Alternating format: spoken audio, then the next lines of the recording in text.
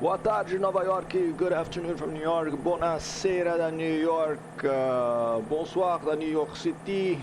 I don't know how to say it in Norwegian, but we are in Bergen here. We are in a place that I've been to Norway years ago when I was in university still. A city on the west coast of Norway, on the North Atlantic Sea, where there's lots of wind. It's pretty cold right now, I think. I have live weather, but I don't have live time because I want to see where I'm going. Right now it's already dark over there. And I'm flying a new airplane today that I haven't really, I mean, I've played around with it, but I haven't flown very much. It's a Diamond aircraft, DA something or other. I forget the model number right now. And we're going to do probably a 30-minute to an hour flight to south to Norway's oldest airport, which is Stavanger Airport. And it's even windier there. There's this wind from the east, because I have the live weather. There's this wind from the east that is like carrying the planes. I was going to fly with the Icon A5, but that aircraft, it was just like, when I was trying to take off, it was just like flown away with like a kite, and it would give me the message that the Microsoft menu of death, that you overstressed your airframe, and it would have taken me much longer. So I thought I'm gonna switch airplanes here. And I'm doing this today because this particular flight, because one of the people in the chat here, Megatron, who I met through Elite Dangerous, lives, I believe, in the vicinity of Stavanger, and he said fly to Stavanger and maybe you'll see my house there. So that's what we're gonna do. 50 seconds to go. I'm trying this thing about, you know, having an intro, and later I'm going to do an outro.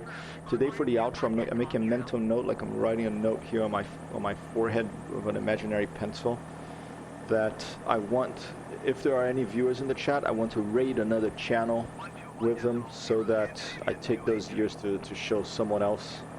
Okay, and we'll see who's online of my other followers who kindly raided me and visited in the past, and we're gonna go raid them with whoever is following here before the end of the stream. I'm gonna try to start making that a regular feature of these streams, to try to send some love around the world here with this Twitch streaming adventure. And here we go, and we're starting now. 3, 2, 1, and let's switch like this. Okay, I'm gonna right click here in OBS, disable the preview so it doesn't take too much of the resource of the game. I'm gonna get into this beautiful Diamond aircraft, DA62. Yeah, DA62. It's a beautiful 2-engine plane. It has a very unique profile. It's like very bulgy in the middle and with this long nose, but then it's like quite a svelte on the back here. Very thin little fuselage. It almost looks like a helicopter fuselage. And it has these thin little wings, but they're quite beautiful. And a very interesting airframe. I've managed to put 2 little hearts on it. I haven't done the custom paint job totally on this one yet. This ASAP, I do have some work now finally. So ASAP, I will do a tutorial for Megatron, or for the benefit of everyone. I'm going to put on my website of how to make some of these custom paint jobs on these airplanes. But for now, let's get ready to take off. Let's get back in the aircraft here. And oh, where am I? Okay, here we go. All right, so I'm going to go. Let's make sure that the brakes are off. Okay, from Bergen to Stavanger Airport, the oldest airport in Norway. Okay, I think it was 1937 or maybe 1930. I think it was the second airport in Europe to have a concrete runway. Okay, so full power. Here we go.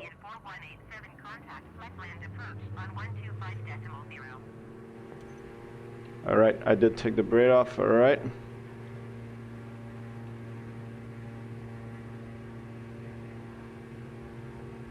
It's a lot of wind in Norway. Okay. You can, from outside view, you can probably see a bit more the wind pulling the aircraft. So let's go to the outside view. There's a lot of wind coming from the east, heading west. And there's an airport. There's an airplane above me there. I don't know if it had to go around because I was taking so long to take off on the runway. Okay, a lot of wind here. A lot of wind. Okay, let's rotate. Okay, rotating. Fantastic. Let's put up the landing gear. Okay, here's the landing gear being pulled up. Very nice mechanical animation here. And we're up from Bergen International Airport, I believe. I've been to Bergen, I think it was 1998 maybe. One of the few places I've been in the northern countries in Europe.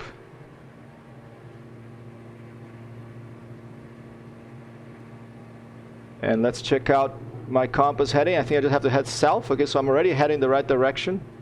So it's very strong wind coming from that way, from my port side, that way to the west. Okay. And let me pull back. I think I have some sort of caution light here. I'm not sure what's going on. I think probably my engine was a bit too. Oh, and I have to acknowledge, I'm talking so much because I'm a stream, I'm going to acknowledge the indication from Flesland. Alright, let's see if they think that's alright. I don't know if we're going to see glaciers during this time here, but look at this beautiful landscape here. It's Norwegian west coast, right by the Atlantic here, the northern Atlantic.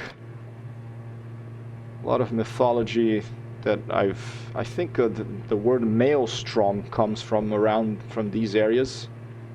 You know, like a big, it's like if you put a bunch of water in the sink in the bathroom and then you unplug the plug and then it's like a little, that's a maelstrom, okay?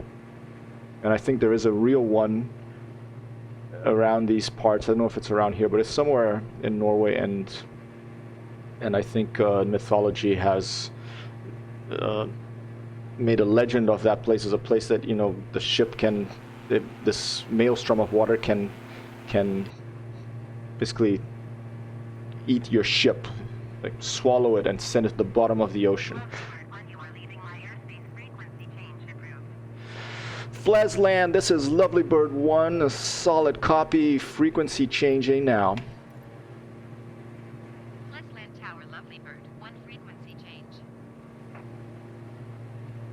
Okay, I'm not gonna go to Flesland's approach because we are headed. Oh, and I'm going the wrong way here. Like I just glanced at my little map here, but it doesn't matter too much because I do. It's nice to stay over the land here and a little bit closer to these landmarks and these landscapes here. Let's see some weird graphical glitch there with this continuing graphical glitch. Even though I've upgraded my drivers to the latest ones after my cyberpunk. You know, gymnastics I have to be doing to get that game to run okay, and I finally found something. I actually dropped by at a Shepherd's stream here, a kind follower from and streamer from Slovenia, and he's streaming Cyberpunk 2. And for me, I mean, there's so many different computers these days that, you know, what works for you might not work for someone else, and you have different performance envelopes in the computers. But for me, what really helped in Cyberpunk was to turn off this thing called what was it? Shadow resolution. I forget right now. Let me take a quick look on the history. And this setting really made a big difference for me. So maybe it will for you too. I went to graphics, cascaded shadows resolution. I went to from high, I put it to low, and I got much better frame rate. All right, this beautiful aircraft here. Flying over Norway. This is live weather, so this is supposedly what it looks like there now. There's not a cloud in the sky, but there's very strong wind coming from the east and going west. And a cool website if you want to check out wind conditions. It's an easy to remember. It's windy.com, okay? Windy.com. If you go there, you can see real-time wind conditions around the world. Let's make sure that I'm going more or less the right way. Yeah, it looks like it. Looks to be some sort of radio beacon place over here.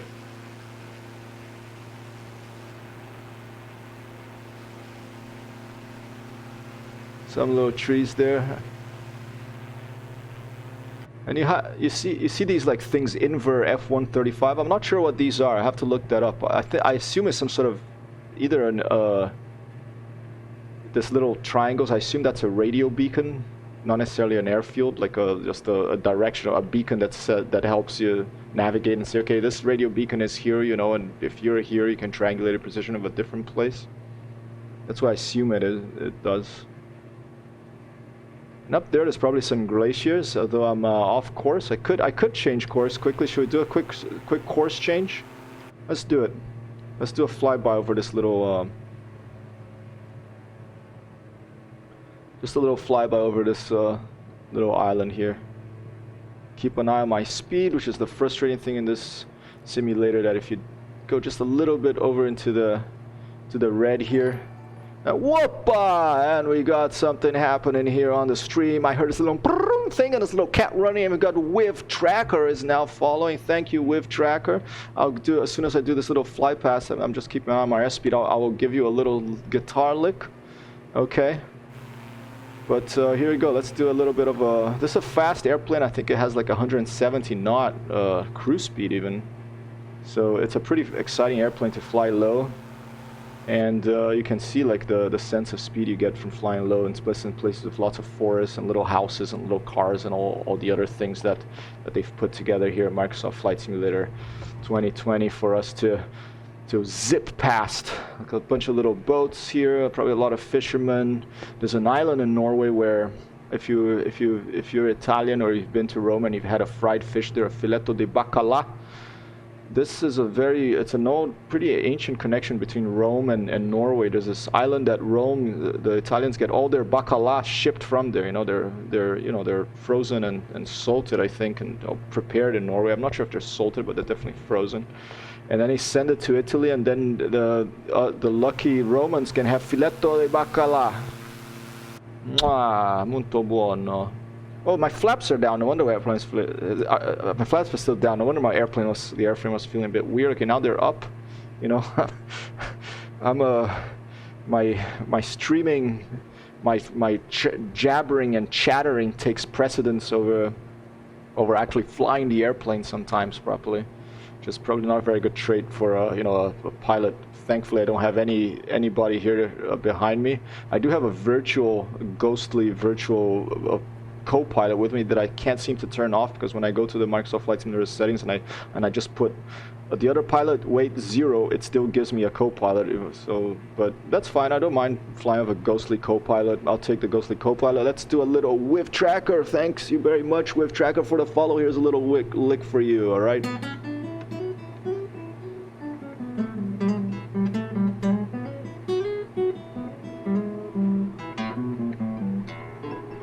Thank you, Wiv Tracker, for the follow. All right.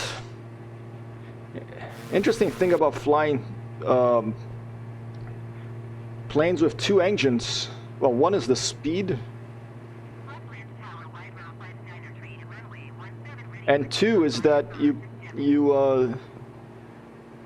I'm used to flying World War II fighters and single-engine planes, but there's no torque. The torque cancels out, so I think I think they're contra. They each, I don't know what's the word for that, but they're contra rotating. Maybe that's for choppers, blades on the top of their contra rotating propellers. So it cancels out the torque. So it's a more stable aircraft with two engines. And if one goes out, I have a problem, I have another. That's another nice thing. It has generally a longer range, and it's generally faster as well. Right now we are cruising at 150. I think the cruise speed of this machine is 170 kilometers or knots. The knots, 70 knots. And let's keep low here. Let's descend a little bit and fly by some of this beautiful collection of islands here on western Norway. On our way to Stavanger, Echo November, Zulu Victor.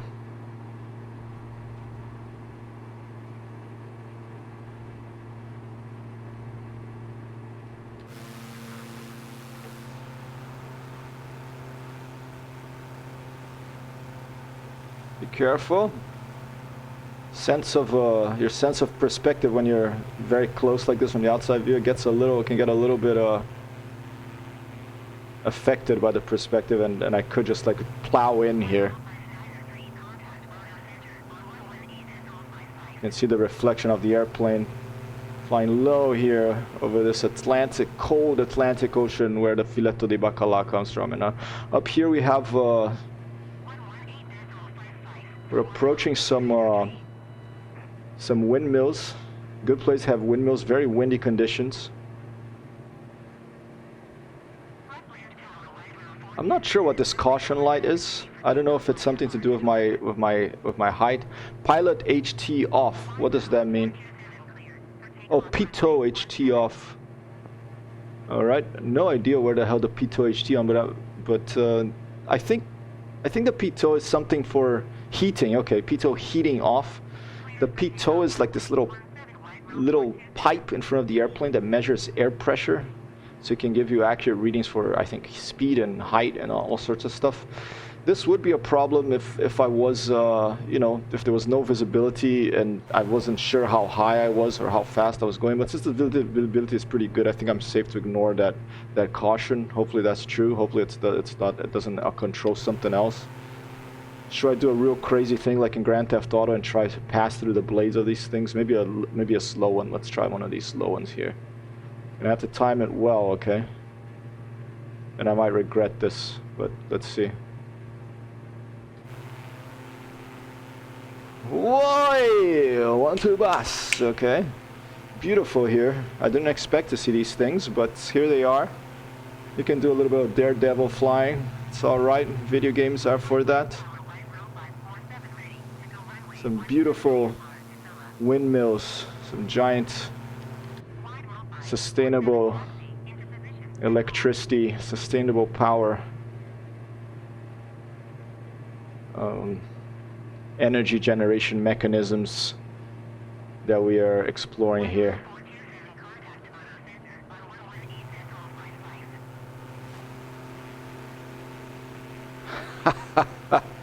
This is beautiful. Whoa, okay, I really have to take it easy, huh? What a gorgeous landscape, look at that.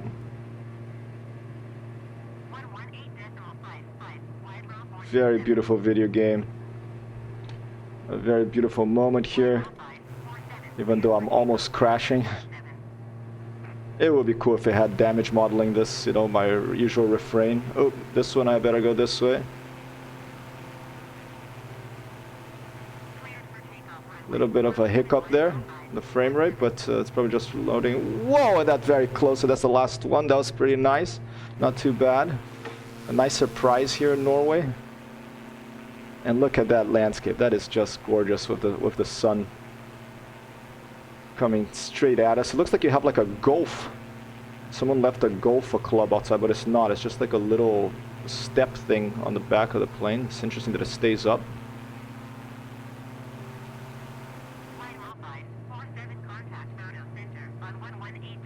A lot of chatter here in the radio. I could turn it off, but I don't mind. I'm not Weirdo 547. I'm a Lovely-Bird 00-001. Okay, but it seems to be some other. There seems to be some other aircraft out here in the vicinity. Is it possible in this game to contact another plane of a player using the radio in the game? That would be cool. That's another wish list if it's not already available. You can do that in Elite Dangerous. That's fun. Very excited for the new video like that showed some of the gameplay, the Odyssey gameplay. Elite Dangerous Odyssey gameplay. We'll be able to get out of the ship.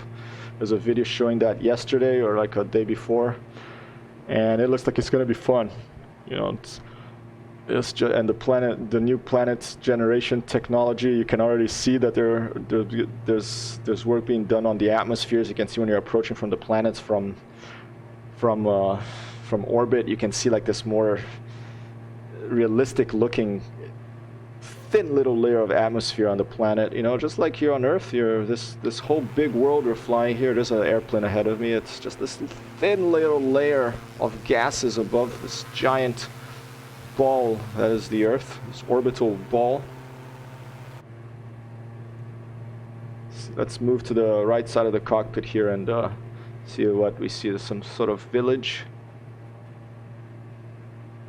I'll give you a, I can open the map and show you where we are here, the VFR map. All right.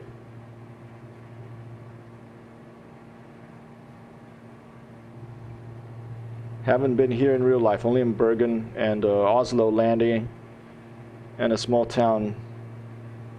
Is it I forget the name right now. You can look it up. There's a bridge.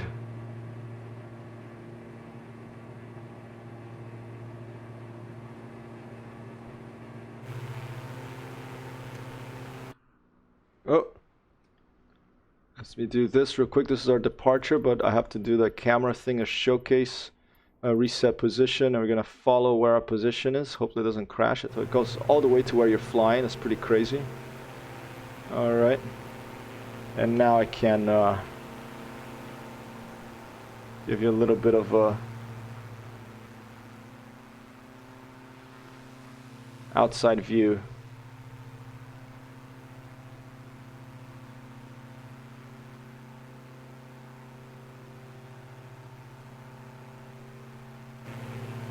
More Cyberpunk coming this weekend, but in the meantime, tonight there's Altu Sturmovik combat box Friday night flights. Whoa, a little freeze there. Full Rio settings. We're gonna continue our battle. I'm gonna fly with the ground attack wing again, flying the IL-2. I still keep saying IL-2. It's supposed to be IL-2 that you pronounce it, I think. And always a lot of fun, always challenging. Look at that house there. Imagine living there for a while. I remember this guy, he couldn't get anything done, and I have that problem sometimes if you're getting distracted by the multitude of internet channels and phones and all sorts of things that you have in the world. Sometimes you have to get something done, you have to shut everything out. You know, I can do that, but if you're really having a problem with that, what this guy did is he just left wherever he was. I think it was the United States, I don't know, and he moved to an island in Norway with no internet connection, and unless you like walk to another town or something, there was an internet connection cafe there, and a little hut, and there he worked for like 6 months to build this like a website, a web application. I think it was Pinboard. I think it's this gentleman by the name of Masiej. He writes this blog called Idle Words, which is good writing, and he got it done. So sometimes, you know, you have to control yourself and get away from the world to really get some work done. Just turn it off, and there's even these applications that shut down your internet access. You can set it on a time, and I don't really have that problem, but I know that it can become a problem. You know, people can get addicted to technology. It's a definite issue, an existing issue, I think, in this day and age. Look at the back of this thing. That even looks like a projector, but I think it's just a... Is that a camera, or is it like a width, just like the air thing? It's like a very comfortable airplane. Looks, there's about 5 seats back there. I could move back there with the viewing features of this. Maybe we'll go check it out. I'll get a little bit more height. I could also change the weather to not be live weather, to put some clouds if you want to see how that would look.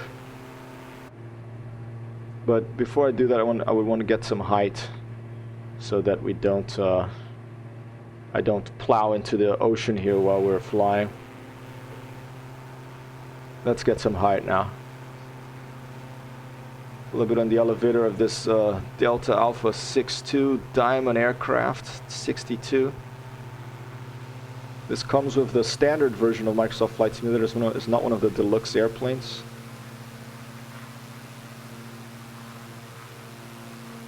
Very noisy airplane from the outside view. It feels almost, I don't know how it feels in the stream, but it could be a bit, lower the volume a bit noisy. Oh, watch out. Gotta trim the nose of the aircraft higher. And let's get back on course here.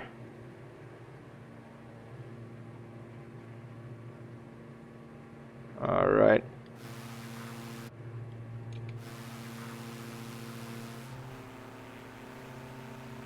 Okay, so we're on course now. That's around, more or less on course. That's around bearing, let's see,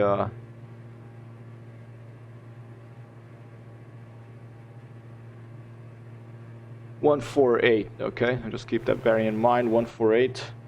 Okay, now we're coming up here, and now let's play with the weather a little bit.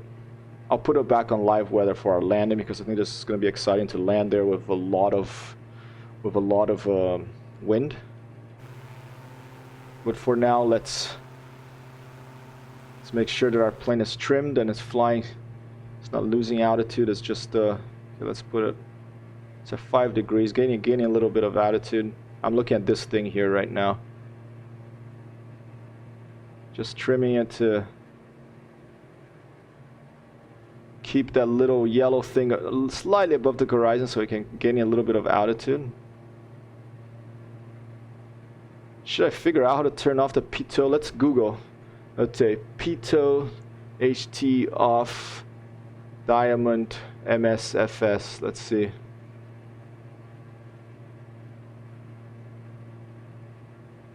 We can just check where it is with the Microsoft Flight Simulator usability features. You can go to the checklist here. And let's see. Before takeoff, let's take a look at here. I'm looking for pitot, okay? So I'm looking for a pitot thing. Annunciation is oil press. An annunciation is like the Leonardo da Vinci painting when they're going like this with their hands. It means they're speaking, you know, because it's a painting. It's not a video. You couldn't hear him speaking. So Leonardo da Vinci made a symbol for the speaking, which was like a hand like this. I don't know if it was 2 fingers or 1. I think it was 2 maybe. Annunciations before starting engine. Okay. Pre-flight inspection, alright. Maybe it's after. Normal takeoff. Transponder, landing gear, en route. Cruise. Trim, power speed, airspeed before landing. I'm not seeing any pitot thing. Let's go back to our little This is the actual, I'm looking right now on Google, the actual flight manual. I can put it here on the chat. I see pitot. Where the hell is the pitot thing? Remove pitot cover, pitot heat on. All right, where is the pitot heat? Let's just look at it. Let's just look through the dashboard. We have time, you know.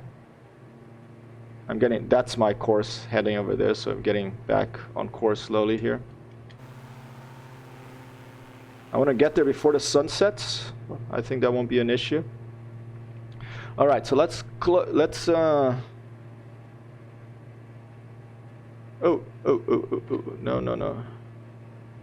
Let's slowly go from left to right here and see if we find this pitot heat in the cockpit, in the dashboard here. Okay, so left to right.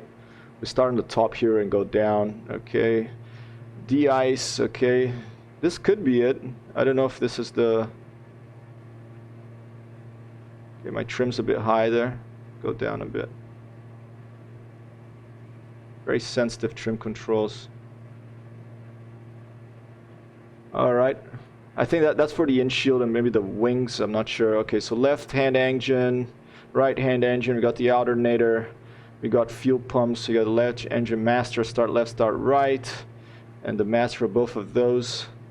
Oh, hope I didn't change anything by mistake. Okay, we have oxygen there, the pull, push, fuel pumps, electrical master, AV master, pitot heat, there it is. Okay, so this pitot heat off. There's on, that caution's gone, okay. Hey, it was off, now I turned it on, now the caution is gone, all right. Not being so professional here, you know, I'm an amateur pilot. That's why I play Microsoft Flight Simulator. But amatore, I love it. You know, amar means to love in Latin or Portuguese. And if you're an amateur, you know, most people seem to think that's, you know, an insult, like you amateur or something. But actually, for me, it's a compliment. If you're an amateur, you actually love doing something, and so the amateurs are actually often better than the professionals. It can be argued, you know, I guess it depends on the context, but it's a nice little lake here on top of this hill. Have some cars down here. I could have driven through here. It's kind of look familiar, but I know it looks like a million other places in Norway probably, but I kind of remember driving through. And I did drive up to Bergen, to Bergen. Not sure if it was here. This almost looked like it could be a glacier up here. I don't know if it's high enough. Let's take a look at my course. Am I on course now? Yeah, I'm pretty much on course right now, pretty much. Bearing 183 more or less. And I could go here to the side and figure out, look at this and figure out how to zoom out on it a little bit. Let's see, range, map panning. Okay, I think it's the range. There you go.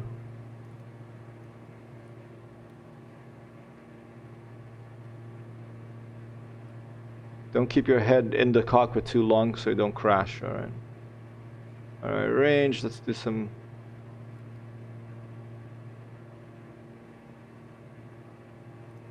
There you are. So we're about 2/3 of the way there. Approaching Stavanger, Echo November, Zulu Victor. I feel a little guilty because on Thursday Theft Auto, Grand Theft Auto night moved from Wednesday to Thursday, and I'm calling it Thursday Theft Auto. But then Cyberpunk came out. My friends who play Arma on Wednesdays couldn't play on Wednesday, so we moved it to yesterday, Thursday, and I forgot to play with Mr. V. You know, there's your V in Cyberpunk, but I play with a Mr. V in GTA, and I couldn't join him yesterday because I totally forgotten that I had moved it, and I scheduled it to the other day. So my apologies, Mr. V, if you ever see this. Maybe I'll clip it and send it to you as well. But I have to sort that out. I do want to keep a Grand Theft Auto night in the schedule. You know, Cyberpunk, I almost feel a little claustrophobic in the game because of the first person only. I'm so used to games now that let you switch from first person to third person at will. You know, like Arma, the GTAs and the Ghost Recons and things like that. That when I go to a first person only game, you're forced to be in first person. It almost feels a little claustrophobic. And I also think it's for me, it's a difficult game to stream because, you know, I believe it's going to be a strong story, okay, because they write pretty well. See the people CD Projekt Red hires. But it's a game that you just have to immerse yourself in. And when you're streaming and you're talking about it at the same time, it's almost like for me, it takes me out of the story of the game a little bit. And since your character is voiced, it's not like Metal Gear Solid 5 where the character doesn't have a voice. Since your character has a voice, I feel like I'm watching a movie, I'm an observer, I'm not really the character anymore. And that takes me out of the experience a little bit. So it's a difficult game for me to stream so far, but I have very little experience streaming the games like that. It's probably just something I'm not used to. So I'm gonna keep at it. I'm gonna see how it goes. You know, and there's nudity, there's some tough themes, you know, so it's an adult game, and that's why I put in my stream warning that, you know, this is for adults here because I started streaming that game. Here in the drone view, slowly getting better at controlling this thing. When I have my track IR, I'm gonna take time to map all this stuff properly, and then I'm gonna become a sort of cinematographer. I'm gonna become like a sort of Christopher Nolan or, you know, Sofia Coppola type cinematography here. That sort of stuff. I can do my own flyby view. Didn't think about that. Instead of having the plane do the flyby view. Can I increase the speed of this? Let's see. Camera. Showcase. Okay. Drone speed. Let's put it. Yeah. Oh, we can increase the speed. Alright, let's do it. Here you go. Let's go. Let's do our own flyby view. So this is like if you're merging with another fighter aircraft from World War II, and it's coming really fast too. This is how it might go like. Oops. That's pretty cool. Okay, now if I found another way to do it, I can just do my own flyby view. All right. Let's look back at it.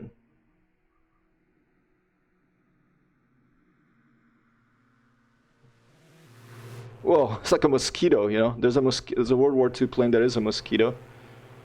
And it had 2 engines. Maybe that's why, because it sounded like a mosquito. All right, enough shenanigans. Let's go back in the cockpit. Let's double check our course. Okay, we've gone off course a little bit. I can zoom in here and see. We're near ENHD. That's not Eindhoven, because that was in the Netherlands, near where we flew to visit Shipa the other day. This is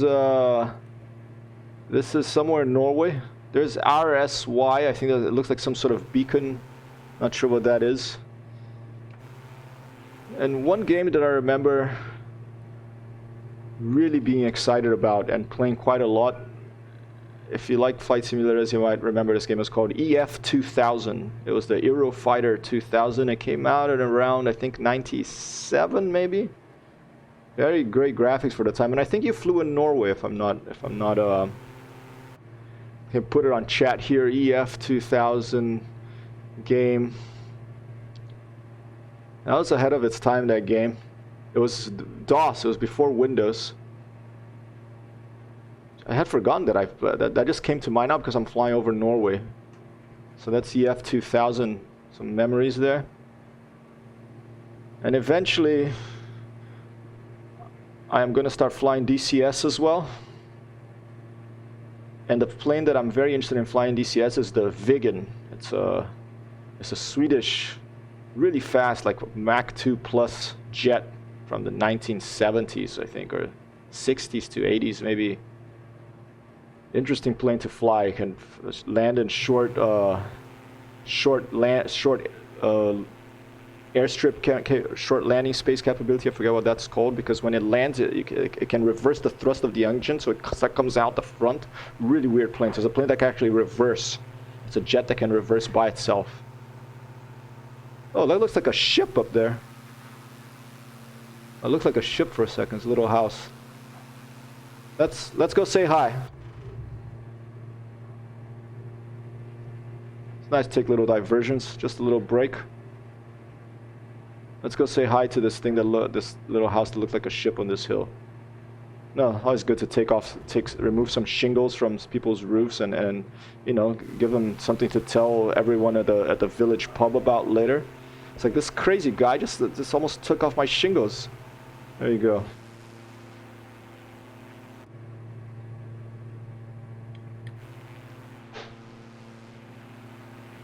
I have to have a little fun. Just flying is fun too, but you know, I like to if I ever had a job as a real pilot, I would want to be either a bush pilot who has to land in remote places of small airplanes, or maybe a crop agricultural pilot that, you know, you try to protect plants from pests by spraying them with stuff. Probably the bush pilot #1 though. That would be my first choice. Alright, sun slowly setting here. It takes a while for it to set, but it is winter in the northern hemisphere, so the sun doesn't get much further than that from the horizon. It's just a few degrees up the horizon in this time of year in this place, you know. It'd be hard for someone from the Caribbean or from the Central Africa or the Amazon to live here, because they'd be like, where's the day gone? The day is so short in winter, you know. In winter there's no day in some of these northern latitudes.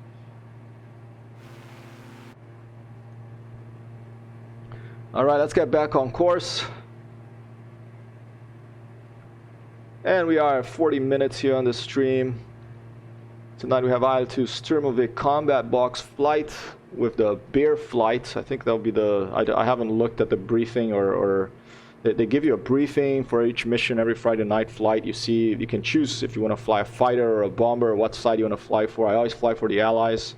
So tonight I'm probably flying an IL-2. That's what I signed up for, because it's the plane that I flew last week. So I still remember. I have like the checklists right here. I still remember how to fly it.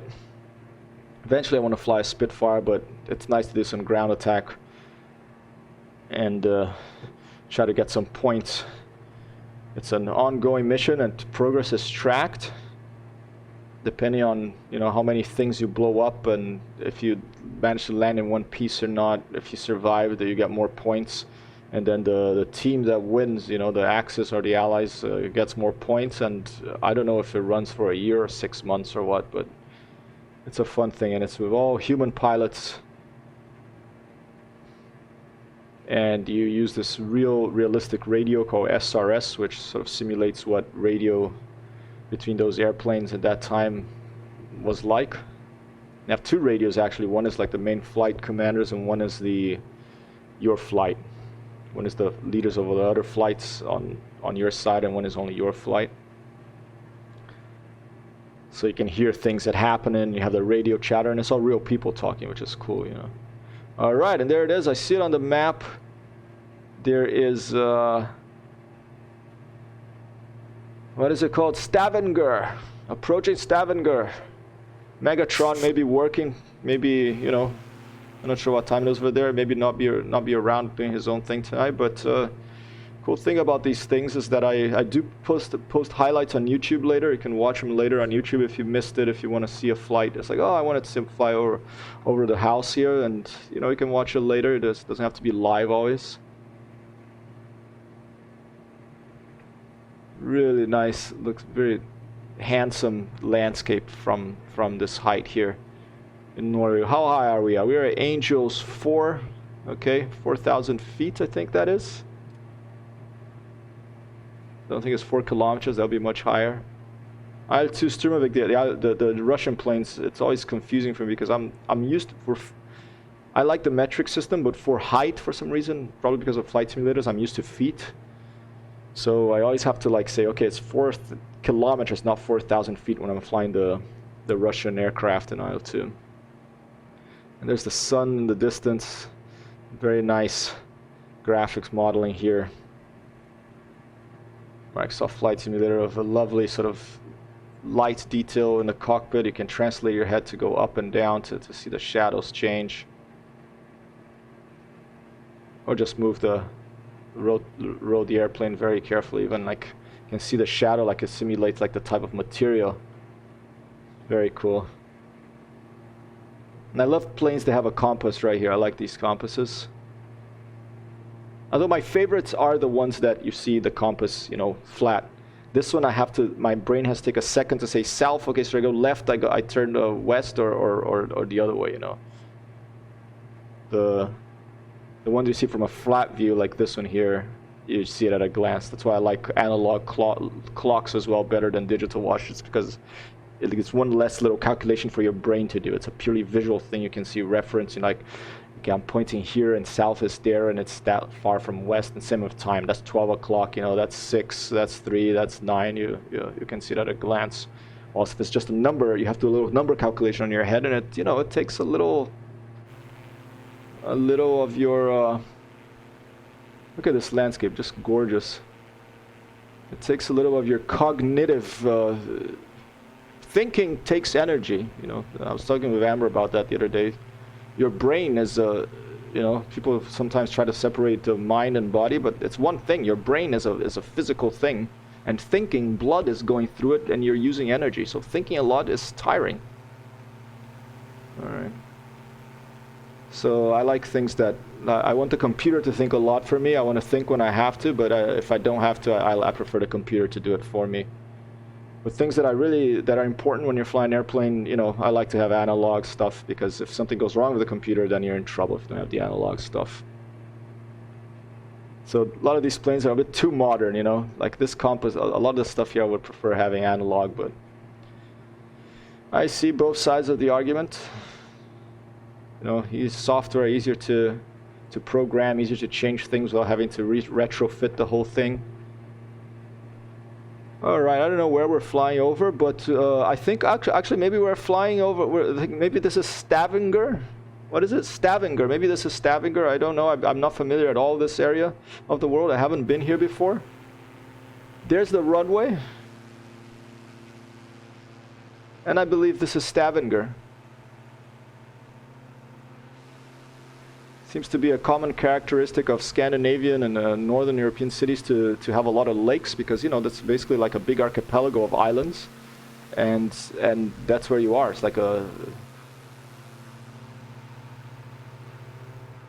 I say we touch and go in that athletic field, and then We're 45 minutes. Yeah, I think we have time for a touch and go on their athletics field before we proceed to land at the. So I'm not going to contact the Stavanger Tower yet. So let's cut back the throttle here. All right. And let's start losing some altitude, and let's do a touch and go on that athletic field or any other interesting building. If we find an interesting building, could do a touch and go on a building, maybe one of those there. Let's take a look around Stavanger to see what kind of interesting there's that round one over there. Let's keep an eye on the airspeed so I don't get the Microsoft screen of death here because of my airframe being overstressed. What could be an interesting touch and go opportunity here in Stavanger, Norway? I'm going to start with the athletic field because it's the first thing. I think it's quite a easy to see landmark. So I think second airport to have concrete runway in Europe. Stavanger was a World War. I think it founded in 1930 or something. Germans captured it in the Second World War. Held it to the end of the war. A very strategic place right by the North Atlantic here. Scotland's not too far if you keep heading a southwest, I think. Where's that? Oh, got a little notice here. I don't know if that's what is this? Let's put the power up. Something is it like low fuel or something? What's going on?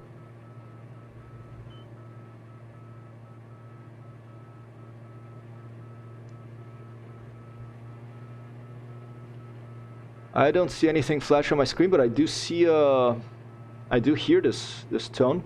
It stopped, so maybe I was just concerned that I had my engine way off, the power way down, and I was losing altitude. So it's trying to tell me, hey, do you know what you're doing here? I don't. So thankfully, I'm not going to get in trouble. It's a computer game. All right, where's that athletics field that I had spotted? I think it's there. Okay, so we're going to do a touch and go on that. Stavanger Athletics Field. Lots of agricultural patches there. Little trees. Cold wind coming from the east.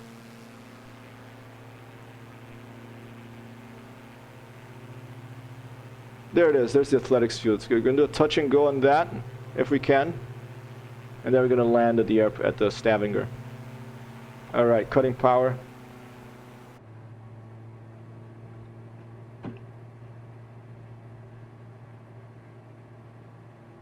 It's interesting because I cut power in this. I don't know how to fly this airplane. I mean, I know the basics, but I don't know if... but the RPM seems to stay at the same... landing gears down.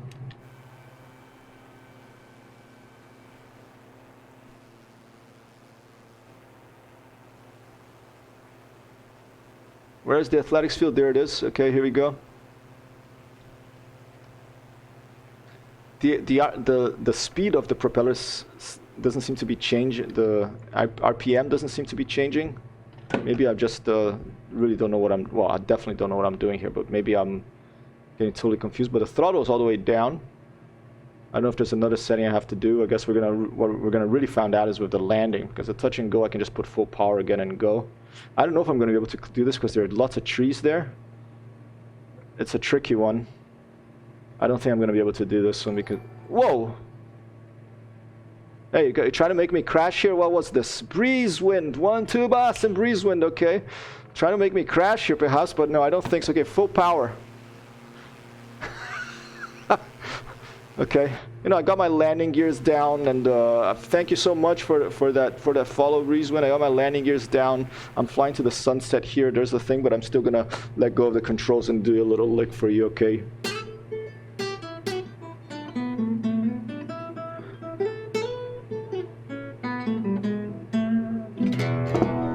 Little click for breeze wind. Nice name, nice handle. I like it. Breeze wind. Quite poetic and memorable. I like it, and I like that there's no names. Not anything against people that have numbers on there, but it's just a little harder to remember sometimes, Okay, let's see from this direction.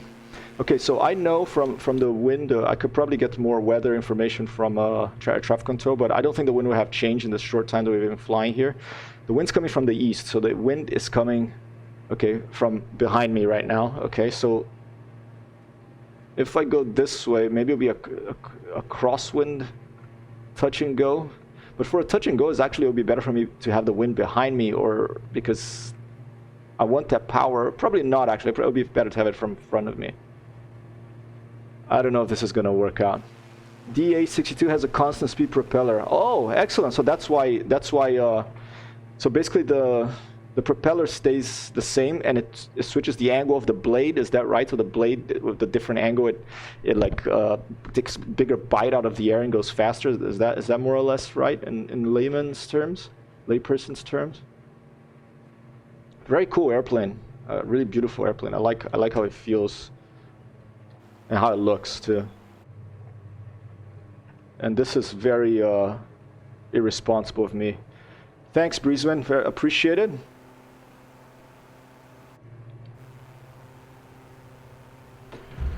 Oh, and a pretty hard touch and go there. Okay, but okay, no one saw that. Okay, the engineers in the airport didn't see that, so maybe they'll find out later. It's like that's a little bent, this little thing here. But all right, managed to do a touch and go on. I'll do a 1-2 boss for that one. I managed to do a touch and go for here in Stavanger. Now let me put the gear up and let's contact Stavanger air traffic control and request permission to land. Okay. All right. What is it? ENZV. I think this is ENZV Sola. All right.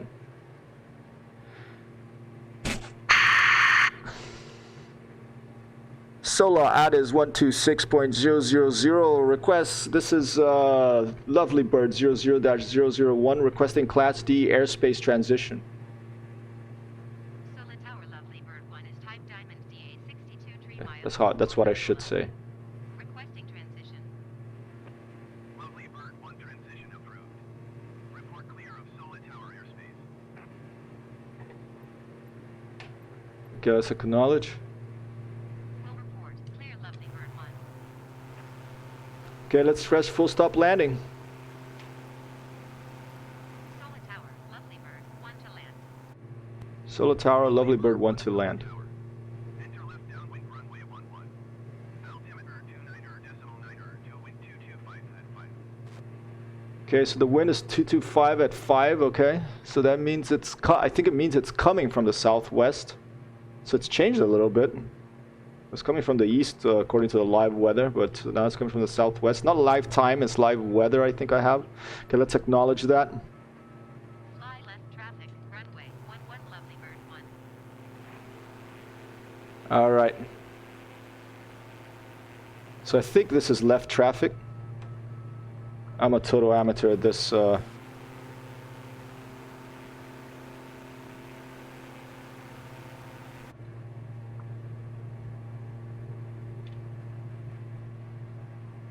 And what's my direction? I'm going south, so the wind, what was it?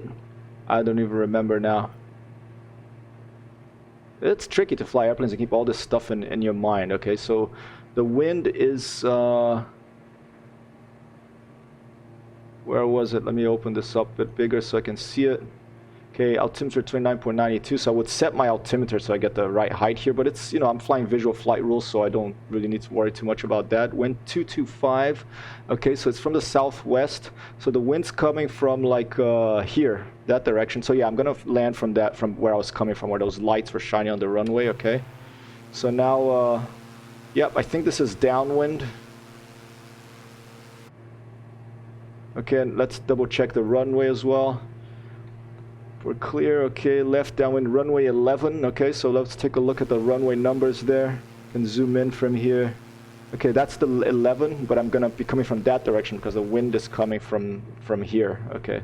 The wind's coming from this direction, so we're gonna come opposite the wind from that direction because that's, here, I can even, instead of having to go outside the airplane, I can go inside the airplane here because the runway, we're gonna approach from here, I'm gonna do a right turn to base and come in from there. and land. I'm trying to do this the right way. You know, I'm a rookie at this. I forget if I should say my name or their name first. This is all like protocol, airmanship here. So basically, you see, like you say, when you contact them first, you say who you're talking to. So first Solar Tower, and then you say who you are, which is Lovely Bird 1, which is my call sign. Okay, and then I say the aircraft type, so they know that I'm not like an F-16 or like a, you know, or a Tiger Moth, and they know, you know, what kind of situation it is. So I say I'm a Diamond TA62, that's me. I'm 3 miles north. This was before, you know, and I'm requesting transition. I was there, and then Solo 1, Lovely Bird 1 to land. I went to land, and they told me, okay, enter the left downwind, which was there, I think.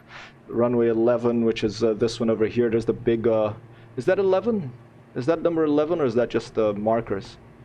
Oh, that's a good question. Let's take a look.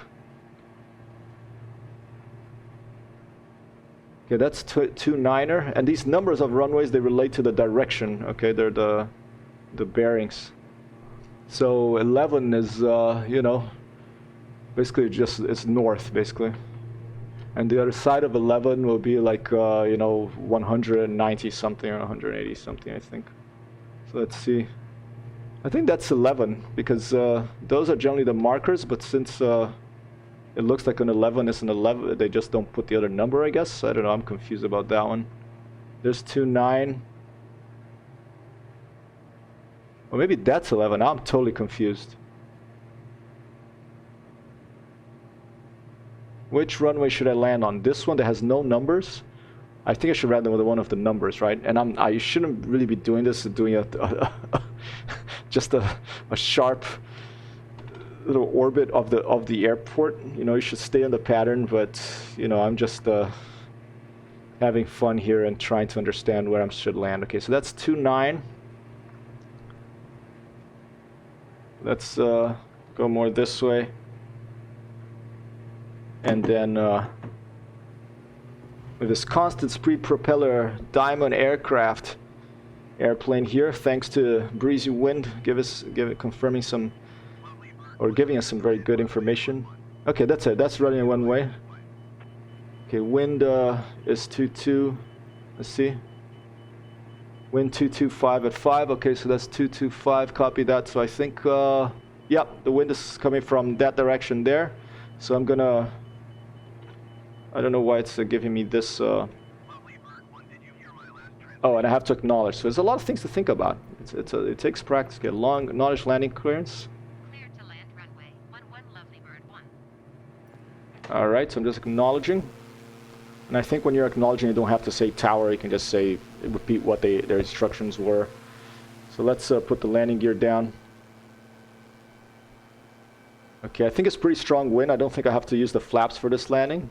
But this is a pretty svelte and aerodynamic aircraft, so I think I will put the flaps down. Alright.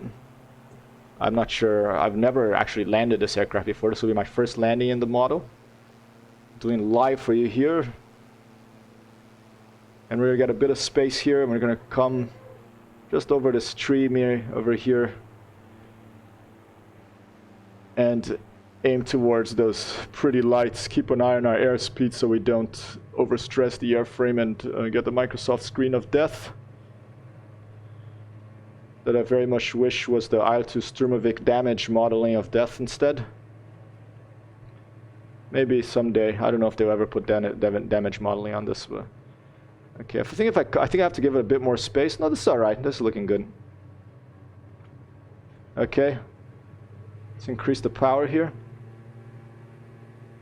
First landing in a Diamond aircraft, DA62, Delta Alpha 62. Very pretty machine. All right, now let's get a feeling for the wind here. Let me trim the aircraft for the approach, and now I'm gonna get a feeling for what the wind's doing. If it's pushing me in one direction, pulling me in another one. If there's turbulence, and what's going on with the aircraft here. Slight crosswind, I think, not too bad. It's a little bit confusing to fly so close to water that's this still, because you lose a sense of, you know, that perspective. So I'm really trying to keep my especially on a computer where like you kind of lose your telescopic vision, you know, because you have two eyes, and so like one eye it might be a little bit further than the other one. I think I'm gonna do this from an outside view to show you. The inside view, what I like about the inside view is the touchdown does. Let me do the inside view. Maybe I'll do a touch and go and take off again, but I should obey what the tower is saying, you know. Try to get a bit of height here on the cockpit so I can see where I'm going. Alright, cut power. Almost. I'm just clearing these lights here. Oh, just clear those lights a little bit too low. Very strong wind. It's very strong. I can totally feel the wind. Alright. Not too bad for a first landing. Just touched it down. Very strong wind coming from the north. From the east, I should say. Okay, I missed the first taxiway. Let's just request. Okay, exit runway enable. I will. Next taxiway.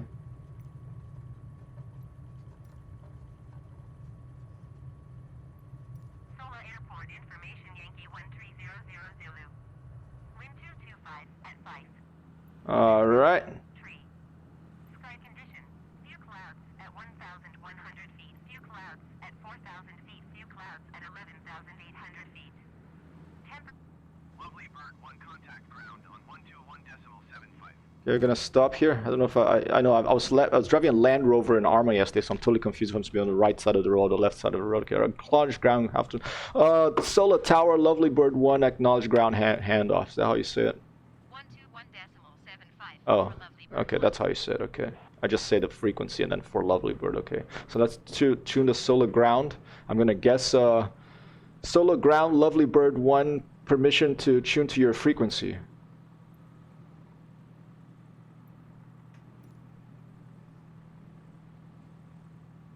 Oh, go. Solar Airport information Zulu 1300 Zulu. Wind 225 at 5. Visibility tree. Sky condition. It's not a tree, it's number 3. Okay. 1,100 feet. Few clouds at 4,000 feet. Few clouds at 11,000 Request taxi to parking. Solar ground. Lovely Bird 1 taxi to parking. Lovely bird, 1 taxi to general aviation parking by a taxiway. All right. Okay, I guess it's not a very big airport. That looks like a general aviation place there with all the other little light aircraft. Maybe those are what? Those are like the Daher TBM 930s, I think. Those are passenger aircraft. Okay. Oh. Did you hear my last transmission? Lovely Bird 1 taxiing to aviation general space. Taxiing to general aviation parking. Parking. Taxiway Lovely Bird 1. Look at the shadow of this plane. Kind of looks like a seagull that's about to take off. It's pretty cool, right? Look at the shadow. That's pretty awesome, huh? Okay, let's try not to chop any flight attendants to little bits here of my propeller. Okay, there's these guys hanging out over there, so I just park by them.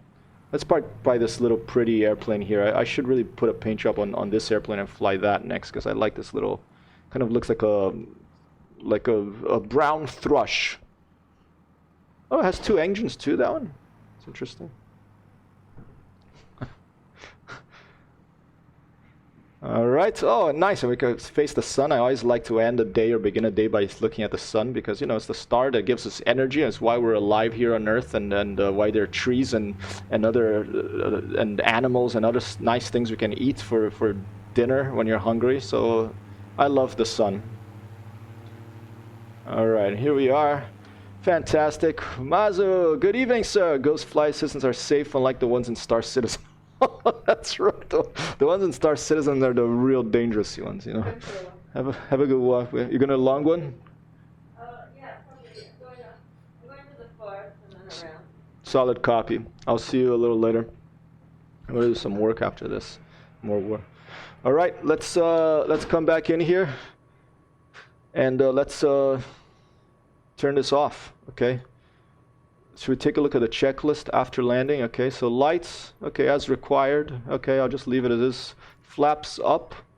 Okay, so it's over here, right? Flaps up. Ah, okay. Doesn't let me switch it, but maybe I have to clear that. No. All right, so I'll just press the button. Flaps are going up, and then fuel LHRH check off. Okay, so let's it's the fuel pumps left and right, and parking, electro consumers. You know, if you're like a restless consumer, like in the Neil Young song, and you want to buy stuff all the time, you turn the stuff off. I think all this stuff's okay. Stop buying stuff, even though I'm gonna buy Track IR real soon. Okay, I don't need to tick anything because I'm just going. Okay, I should probably tick stuff, but okay. Parking brake. Alright, we'll set that. And you can see like the moving there. These things move. Okay, avionics. Can you believe this, Mazu? I'm actually following a protocol here, just like a Starfleet officer. Okay, IV master. All right. What else? Avionics master. Okay, I did that one. I forgot to check it. That's why it's called a checklist. Should check it, you know. But you know, I'm just going crazy here. Large consumers are off. Okay, that's fine. All right, and I think I had to like. Isn't there a key, like an ignition on this plane, or is that only the other ones? Maybe this one. Electric master's off. Oh, here you go. That should do it, I think. Yep, there you go. Fantastic. And, all right. These are the lights. I can just, you know, change all the lights. And it's funny because I stopped everything, but I think do I have to press like a master switch to really turn everything off? Let's see. I thought it was that one and it would turn everything off, but because usually in this game, when you turn everything off, so it'll give you the message, you know, your flight is done, it's over, but it hasn't done it here. I am at, let's see, the uptime. I'm gonna, and as I promised, okay, before I finish this this stream here, I am gonna raid someone, because that's a polite thing to do if you have other people that has done it to you, and you know, they've raiding means like we're gonna go all to someone else's stream and say hi. So we're gonna go and raid a gentleman from Slovenia here called Shepard, who raided me in Elite Dangerous the other day. I think he's playing Cyberpunk right now, so you can all go check out. You know, give the gentleman a follow if you're enjoying the stream. He's been streaming some Cyberpunk as well. So let's go over there. Let me see if I can figure this out. All right. Turning into a Starfleet officer, you rogue Maquis. Hey, Chuck Yeager helped the French Maquis in the Second World War. All right, so that's not a bad thing. Mazu, maybe I'll meet you a little later. In the meantime, let's go raid this guy over here. Okay, let everybody ready. Give him a follow if you like the stream. And thanks so much for being here. Let's go raid him. All right, here we go. Hypothesis use raid Shepard GS. Ready to raid Shepard GS in 6 seconds. 3 viewers are ready. 4 viewers are ready. All right, this is going to be my first raid possibly. And here we go. Raid now. You all ready? Okay, here we go. We're raiding Shepard GS. All right. I don't know if I have to go to his channel to see him. And we're done. And I'm down here. Peace out.